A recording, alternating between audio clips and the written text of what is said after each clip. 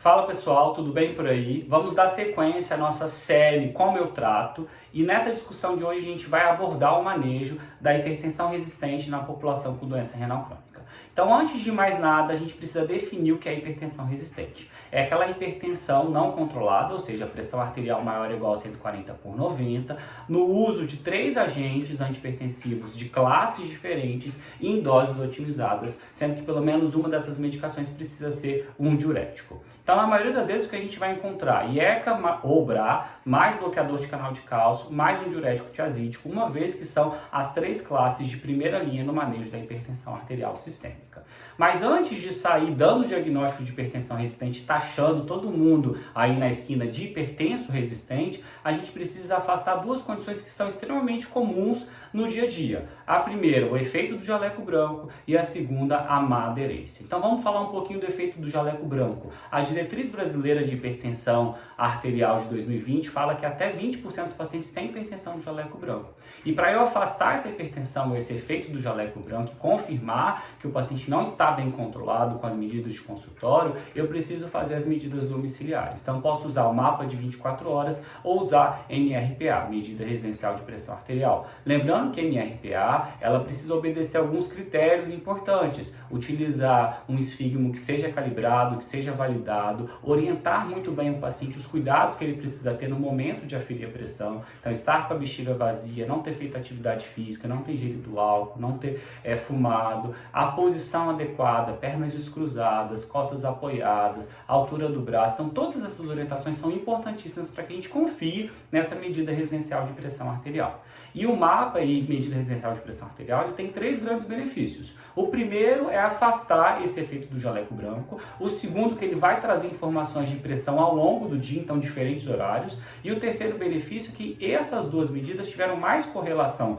com doença cardiovascular e lesão de órgão-alvo do que a própria medida do consultório. Certo? Lembrar que o mapa de 24 horas também traz informações sobre descenso noturno e a MRPA, ela traz o paciente de uma forma mais ativa para o tratamento. Então, muitas vezes isso pode melhorar a adesão do paciente no tratamento antihipertensivo. Certo? Então, afastei o efeito do jaleco branco, eu preciso afastar a má adesão. E má adesão é muito frequente no dia a dia. Muitas vezes os pacientes usam muitas medicações, muitas pílulas, muitas tomadas, isso atrapalha a aderência do paciente. Então, não só a aderência à medicação, mas também a aderência às mudanças do estilo de vida. Então a gente precisa orientar muito bem o paciente, a importância desse tratamento, orientar alguns possíveis efeitos colaterais para que a gente possa reconhecer e ajustar a medicação. Além disso, a gente deve preferir medicações de tomada única ou preferir aquelas pílulas que combinam diversas drogas numa mesma pílula e utilizar algumas coisinhas, como por exemplo, alguns lembretes ou recadinho na geladeira e sempre trabalhar com feedback positivo e feedback negativo para o bem do paciente. Então são algumas questões que ajudam a gente melhorar a aderência. Muitas vezes para a gente ter certeza de que o paciente, na verdade, para a gente ter certeza de que o paciente não está mal aderido ao tratamento, a gente precisa internar e fazer tomada supervisionada, mas no dia a dia e no mundo, na logística do nosso sistema de saúde, a gente não consegue fazer isso para a gente confirmar o diagnóstico de hipertensão resistente. Então, hipertensão resistente é aquela hipertensão não controlada com 3 antihipertensivos de classes diferentes, sendo pelo menos um deles diurético, doses otimizadas, afastado efeito de jaleco branco e afastado uma aderência. Tô diante de hipertensão resistente, a gente precisa lembrar que é muito frequente hipertensão resistente na população com DRC. Todo mundo que tem DRC, principalmente nos estágios mais avançados, tem mais de 90% de prevalência de hipertensão. E o mecanismo fisiopatológico da hipertensão na DRC, ela passa por 3 principais processos. O primeiro deles é a retenção hidrossalina, uma vez que o rim não consegue filtrar e lidar com excesso de água e excesso de sal, então acontece hipervolemia e consequente hipertensão. O segundo mecanismo é hiperativação do sistema renina-angiotensina-aldosterona e o terceiro mecanismo é hiperativação do sistema simpático. Então a gente precisa lembrar disso na hora de medicar e intervir no tratamento antihipertensivo dos nossos pacientes com DRC. Beleza lá? Então como que você lida com o tratamento e o manejo da hipertensão resistente no paciente com DRC? Primeiro passo, mudança de estilo de vida. A gente não pode esquecer restrição de sal, hipervolemia, restrição de água também, atividade física, perda de peso, diminuir tabagismo, diminuir etilismo. Esses passos são fundamentais e a gente não pode deixar de sempre orientar nas nossas consultas. Além disso, a gente precisa otimizar as 3 primeiras drogas, as drogas de primeira linha no tratamento da hipertensão. Então, em relação aos diuréticos, a gente prefere os diuréticos tiazídicos, e quando a gente fala de diurético tiazídico, eu posso otimizar utilizando um diurético tiazídico que tenha maior potência e que tenha a meia-vida mais longa, como por exemplo a clortalidona. Então, se o paciente usa hidroclorotiazida, uma opção é eu trocar a hidroclorotiazida por clortalidona, dose de 25 mg, é mais potente, tem uma meia-vida mais longa, então acaba sendo um pouco melhor no manejo do controle dessa pressão do paciente. E lembrar que antigamente, quando a gente falava de efeito diurético, a gente tinha tendência de suspender o tiazídico com taxa de filtração glomerular abaixo de 30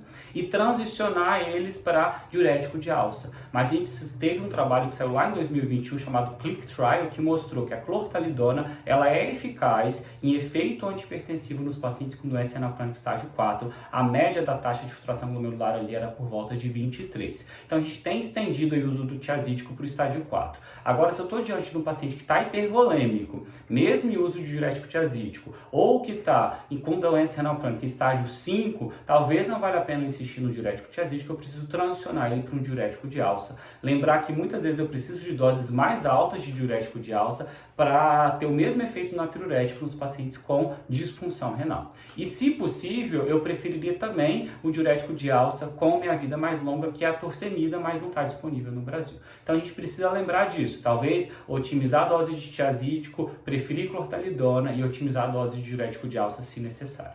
Em relação a IECOBRA, não tem muito o que falar, mas preferência sempre pelas drogas de meia-vida mais longa e tomadas únicas. E lembrar de uma coisa muito importante, que é não associar IECA mais BRA. Não faz sentido a gente fazer duplo bloqueio. Então, IECA mais BRA não faz sentido. E lembrar que mesmo na população com DRC, e a gente já sabe o benefício aí em retardar a progressão de DRC, a gente pode ser um pouquinho mais permissivo com hipercalemia, tolerando tranquilamente um potássio de até 5,5 ou talvez até um pouquinho mais, como mostraram alguns estudos. Em relação à última classe, que é os antagonistas do canal de cálcio, preferi os dihidropiridínicos, como amlodipina, como nifedipina de liberação prolongada. Perfeito? Então, eu não controlei com essas 3 classes de drogas em doses otimizadas. A 4ª droga no tratamento antihipertensivo é agora um antagonista do receptor de mineralocorticoide, que no Brasil vai ser representado pela espironolactona. Eu posso usar de 25 até 100 mg, e o grande limitante aqui, principalmente quando eu estou falando de uma população com DRC, com diabetes muitas vezes, com insuficiência cardíaca, que já usa IECOBRA, é a hipercalemia. Então a gente precisa ficar de olho no potássio. A gente tem a perspectiva de chegada no Brasil do finerenone, que é um antagonista do receptor de mineralocorticoide mais seletivo, que leva a menos a hipercalemia, mas a gente precisa lembrar que o finerenone tem uma meia-vida mais curta e, consequentemente, ele tem um efeito antihipertensivo inferior ao da espironolactona. Então, como 4ª droga, fica a espironolactona, e como 5ª droga, a gente não pode esquecer dos bloqueadores do sistema simpático, uma vez que o simpático está hiperativado na população com DRC. Então, ou uso beta-bloqueador ou uso bloqueador central, como a clonidina. A clonidina pode trazer alguns efeitos colaterais, como fadiga, como sonolência, e lembrar que a clonidina, se ela é tomada de forma irregular, de forma inadequada, uma vez por dia, ela pode trazer efeito rebote e hipertensão de rebote aí. E lembrar, em relação aos beta-bloqueadores, a preferência por aqueles que também têm ação vasodilatadora, como por exemplo o carvedilol e o nebivolol, certo? E lembrar que os beta-bloqueadores, apesar de estar lá como 5ª escolha, como 5ª linha aí no tratamento da hipertensão dos nossos pacientes com DRC, eles podem ser primeira linha se os pacientes tiverem algumas comorbidades, como por exemplo insuficiência cardíaca de fração de ejeção reduzida ou alguma cardiopatia isquêmica ou pós-infarto agudo do miocárdio. E aí tudo isso não resolveu, eu preciso lançar mão aí de outras classes, como por exemplo os vasodilatadores direto, hidralazina, minoxidil, ou como por exemplo os alfa-bloqueadores, como a tansulosina, como doxazosina. E lembrar que se eu estou fazendo tudo certinho, estou otimizando, estou escalonando o tratamento, eu afastei efeito de jaleco branco, eu afastei uma aderência do paciente, eu preciso muito desconfiar se eu estou diante de uma hipertensão resistente, de hipertensão secundária. Então, preciso ir atrás de outra causa da hipertensão desse paciente se a gente não consegue controlar bem. E aí, um exame complementar para investigar as possíveis causas cai muito bem nesses cenários. Gente, eu espero ter ajudado vocês e até uma próxima.